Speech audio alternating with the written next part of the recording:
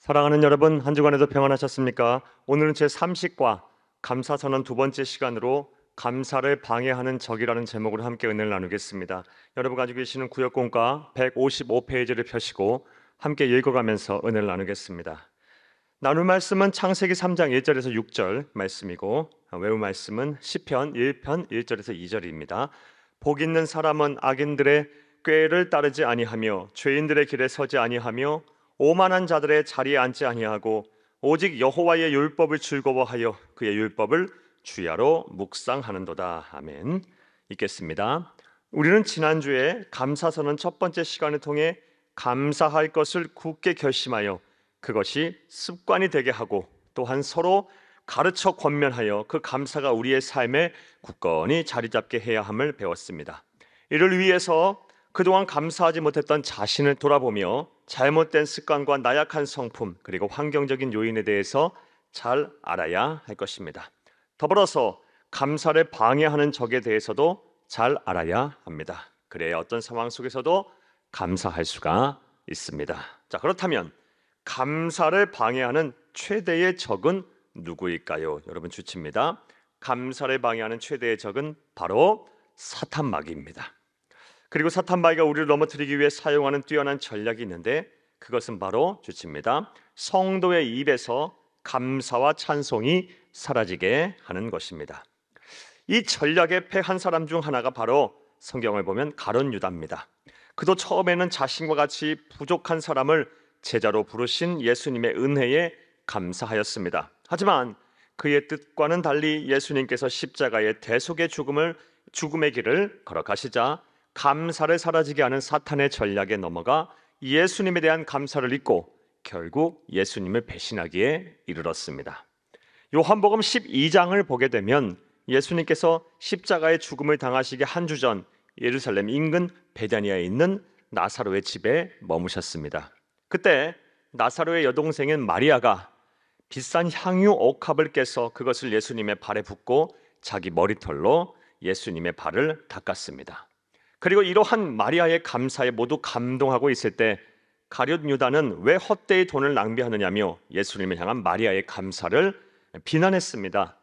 요한복음 12장 6절을 보게 되면 그 이유가 돈에 대한 욕심이 생겨 그것을 훔치기 위해서였다고 성경은 말하고 있습니다. 즉 그는 감사를 사라지게 하는 사탄의 전략에 넘어간 것입니다.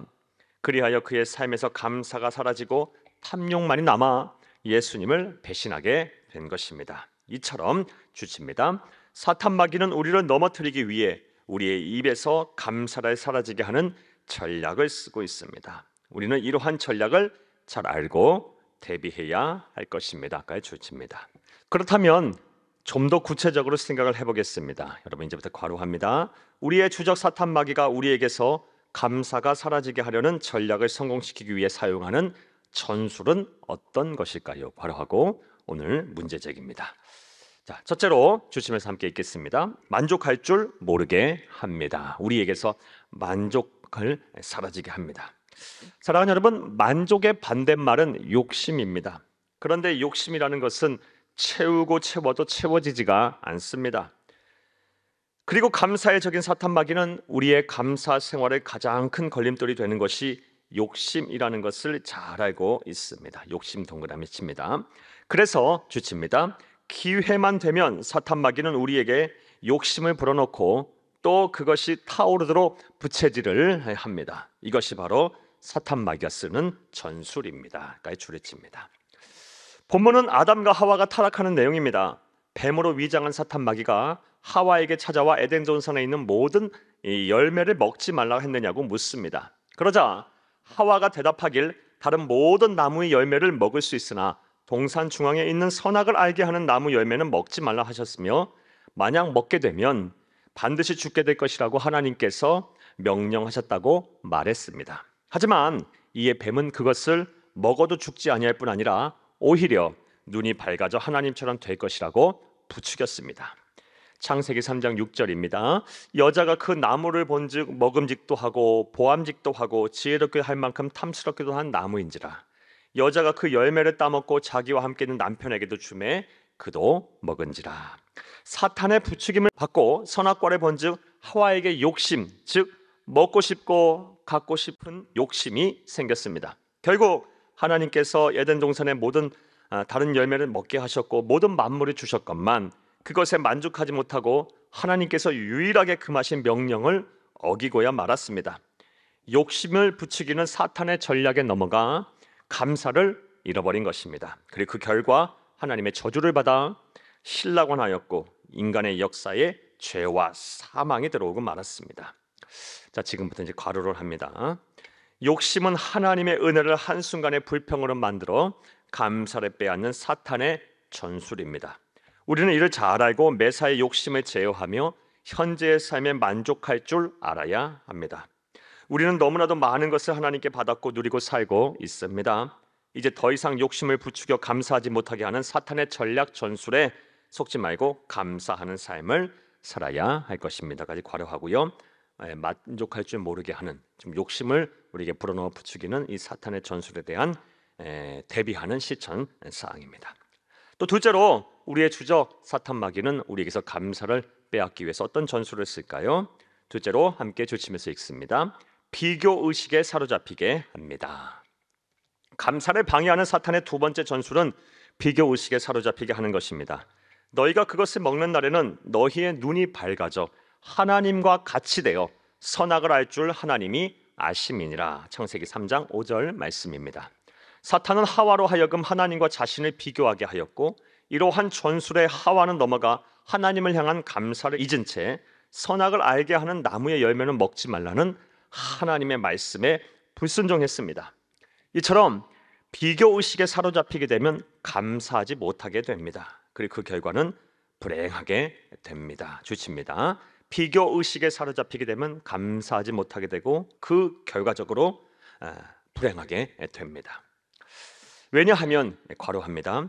비교의식은 욕심의 또 다른 얼굴로 이에 사로잡히게 되면 다른 사람과 자신을 비교하여 열등감에 사로잡혀 스스로를 비하하게 되기 때문입니다. 까지 괄호를 하고요. 열등감에다 동그라미 쳐놓습니다. 지금 혹시 여러분은 누군가와 또 무엇인가와 자신을 비교하여 감사하는 거리가 먼 삶을 살고 계시지는 않으십니까? 누군가가 나보다 더 많은 재물을 가지고 살아서 더 많은 사랑을 받아서 또 어느 누구는 자녀들이 더 좋은 학교를 가고 더 좋은 직장에 취직해서 또 누군가가 나보다 더 외모가 뛰어나서 비교의 의식에 젖어 감사는 사라지고 불행하다고 한탄하시는 분들이 혹시 계십니까? 이제 더 이상 그러한 부질없는 비교의식에서 벗어나 지금의 모습에 감사하고 사시기를 바랍니다. 그것이 우리를 감사로부터 멀어지게 하는 사탄의 전략을 무력화하는 방법입니다. 비교의식에서 벗어나시기를 바랍니다. 사랑하는 여러분, 우리는 감사를 가로막는 사탄 마귀의 전술에 대해서 살펴보며 은혜를 나눴습니다. 괄호합니다.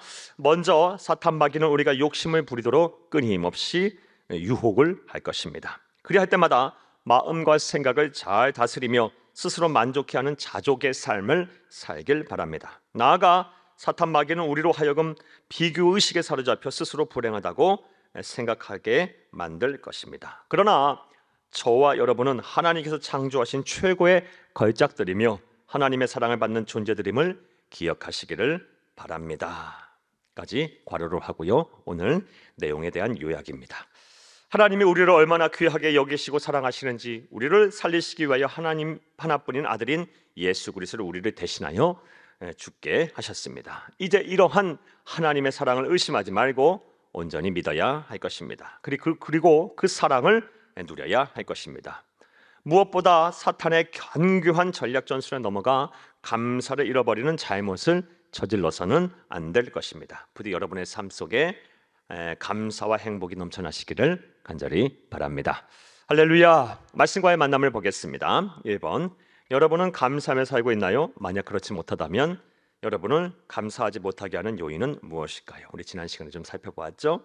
잘못된 습관들, 그리고 나약한 내 성품들, 또 여러 사건, 사고, 환경적인 요인들을 우리로 하여금 감사를 못하게 할 수 있어요. 또 오늘 무엇보다 감사를 방해하는 적이 우리로 하여금 감사를 하지 못하게 합니다. 우리 이런 것들을 잘 알아야 할 것입니다. 2번, 우리의 주적 사탄 마귀가 우리에게서 감사가 사라지게 하려고 사용하는 전술은 어떤 것일까요? 오늘 말씀을 통해 우리가 살펴보았습니다. 우리에게서 만족을 모르게 할 것입니다. 끊임없이 욕심을 불어넣어서 만족하지 못하게 할 거예요. 채워도 채워지지 아니하는 욕심, 가져도 더 가져야 하는 그 욕심을 불어넣을 거예요. 그래서 우리로 하여금 감사를 사라지게 할 것입니다. 또 나아가서 두 번째로는 비교 의식에 사로잡히게 하게 할 거예요. 열등감에 빠지게 하고 자기를 비하하게 만들 거예요. 감사를 사라지게 할 것입니다. 이러한 사탄 마귀의 전략 전술을 여러분 잘 아시기를 바랍니다. 3번 보겠습니다. 감사를 가로막는 사탄 마귀의 전략을 무력시키기 위해서 어떤 마음가짐을 가져야 할지 생각해보고 함께 나누어 봅시다. 이번 질문에서도 말씀드렸다시피 사탄 마귀의 전략 전술, 우리로 하여금 감사를 사라지게 하는 이 전략 전술을 먼저 잘 알아야 할 것입니다. 잘 알아야 돼요. 지피지기면 백전불태라라고 말하는 손자봉법에 나오는 말이 있어요. 적을 알고 나를 알면은 100번 싸워도 위태롭지 않다라는 것입니다. 사탄 마귀의 전략 전술을 먼저 잘 알아야 될 것이고, 아는 데서 그치는 것이 아니고 잘 대비를 해야 할 것입니다.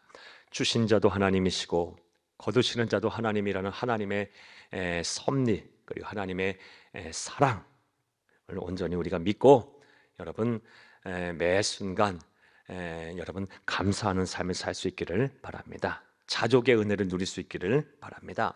비교의식에 사로잡히지 마시고 열등감에서도 벗어나시기를 바랍니다. 여러분 한 분 한 분이 다 우리 하나님에겐 아주 소중한, 천하보다도 귀하게 여기시는 아주 소중한 존재들입니다. 한 분 한 분을 위해서 우리 주 예수님께서 생명을 버리셨다는 사실을 꼭 기억하시기 바랍니다. 여러분은 하나님이 만드신 최고의 걸작들입니다. 우리가 이런 마음을 가지고 산다면 우리 삶 속에서 감사가 넘쳐나는 삶을 살게 될 것입니다. 이런 은혜와 실천이 저와 여러분 가운데 있기를 간절히 바랍니다. 감사합니다.